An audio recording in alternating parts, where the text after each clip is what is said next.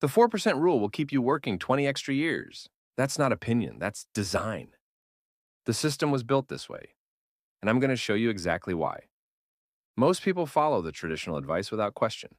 Save 15% of your income, invest in index funds, retire at 65. By the time they're 60, they understand what it actually costs them. But by then, the math doesn't work anymore. This isn't new. Your parents believe the same thing. Work hard, save diligently, wait your turn. Here's what happened to them. The ones who escaped early, they all saw the same pattern, and I'm going to show you what that pattern is. Before we go further, if you value understanding how systems actually work, and you want information most people don't get until it's too late, subscribe. This channel exists to show you what's really happening, not hype, just patterns. Subscribe if that matters to you. Now, let's talk about what they don't tell you about the 40-year plan. The 4% rule was created in 1994. The data it used? 1926 to 1976. That world doesn't exist anymore. Back then, people had pensions. They stayed at one company for 40 years. They got a gold watch and a guaranteed monthly check. You don't have that. You're on your own. And the 4% rule assumes you're fine waiting until 65.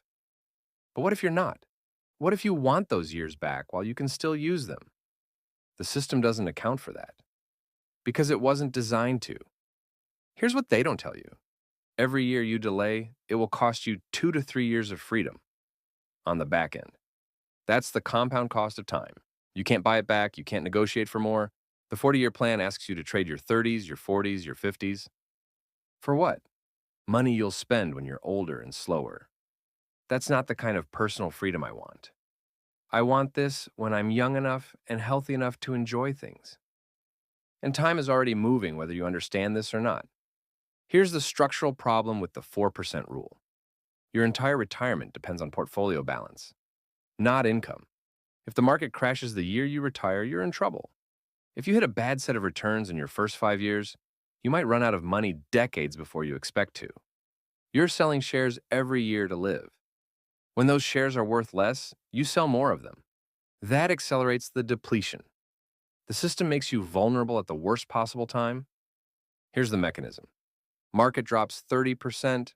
Your portfolio is now worth 30% less. But you still need the same amount to live, so you sell a bigger percentage of your remaining shares. Next year, even if the market recovers, you have fewer shares to recover with.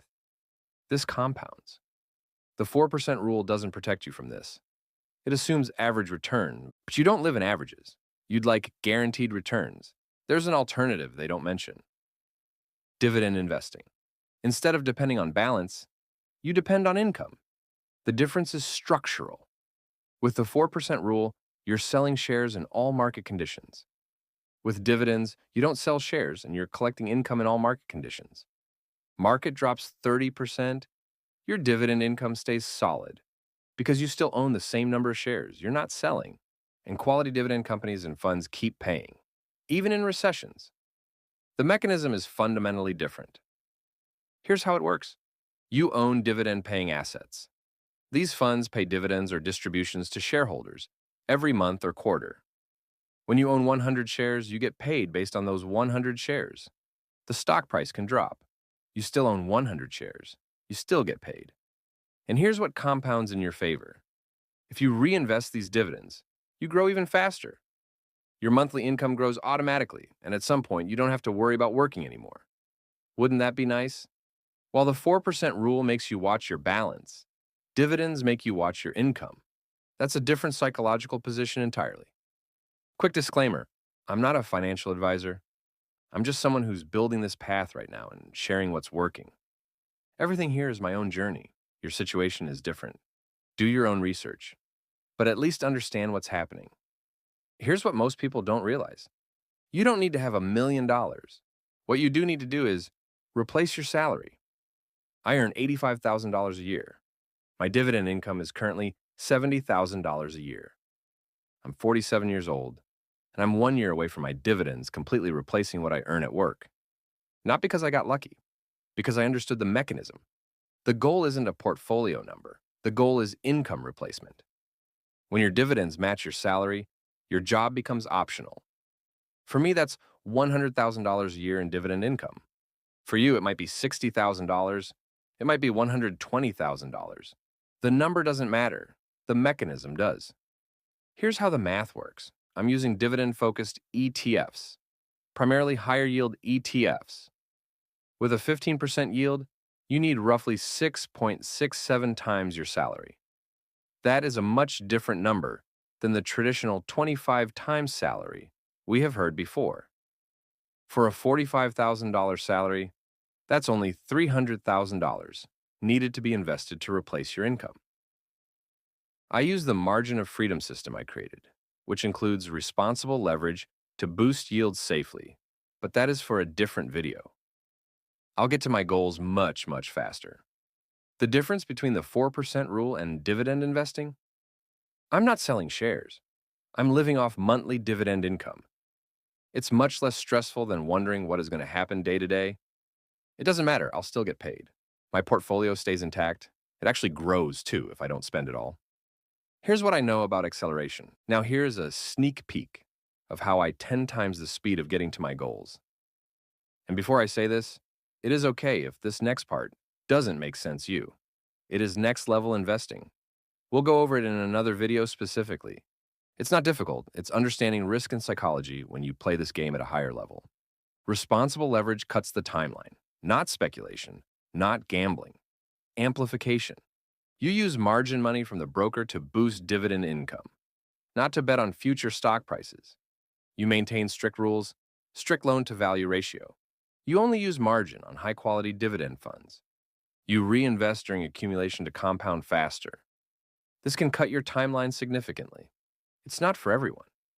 But if you're disciplined and you understand the mechanism, it's a structural advantage. Picture this. You wake up on a Tuesday. No alarm, no commute, no meetings. Your dividends hit your account automatically. Rent, groceries, life, covered. You're not checking the market.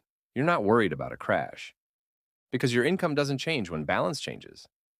That's what dividend-based income replacement looks like. And here's the structural advantage. You're not drawing down your portfolio. You're building generational wealth.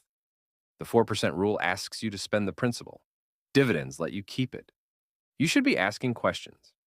What if dividends get cut? Individual companies cut dividends. That's why you don't buy individual companies.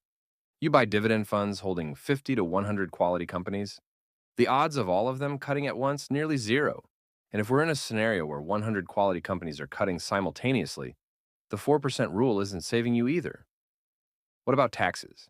Qualified dividends are taxed at lower rates than ordinary income.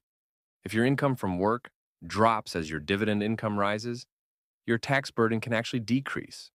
What if I can't save enough? It's not just about saving more. It's about needing less. When you cut unnecessary expenses, your income replacement target drops. Every dollar you don't spend is a dollar you don't need to replace with dividend income. Minimalism isn't deprivation. It's intentionality. You spend on what matters, you cut what doesn't, and the math changes in your favor. Here's what you need to understand next. 3 things. First, calculate your income replacement number. What's your current salary? That's your target dividend income. Second, understand your timeline. If you can save $15 a day, that's $5,500 a year. At 10% returns, you're building toward income replacement faster than you think. Want it faster? Save more. Use leverage responsibly. Third, build your dividend portfolio. I use high-yield ETFs or close-end funds that offset each other. Some of them are technology companies, gold, energy, and crypto. You're not trying to get rich, you're trying to replace your income. Those are different goals. If you are liking this so far, go ahead and check the link in the description where I talk about the 7 retirement myths costing you 20 extra years. It shows you the math, the timeline, the system breakdown. Link is in the description. Look at it when you have time. See if it makes sense for your situation. And if you want to join a community of people who are actively building dividend portfolios to replace their salaries, not waiting until 65 but building freedom now, that link is there too. No pressure. The plan is to have a community where we all grow together, and you'll see exactly what I'm buying and when as well. Now you understand what's happening. The 40-year plan wasn't designed to set you free. It was designed to keep you productive. What you do with this information? That's your call. But at least now you see things differently. And once you see it, you can't unsee it. The next video breaks down how I built $70,000 in annual dividend income and how I'm hitting $100,000 in the next year. Watch it if you want to see the exact mechanism in action. Time is already moving. You can't get it back. But you can decide what you do with what's left.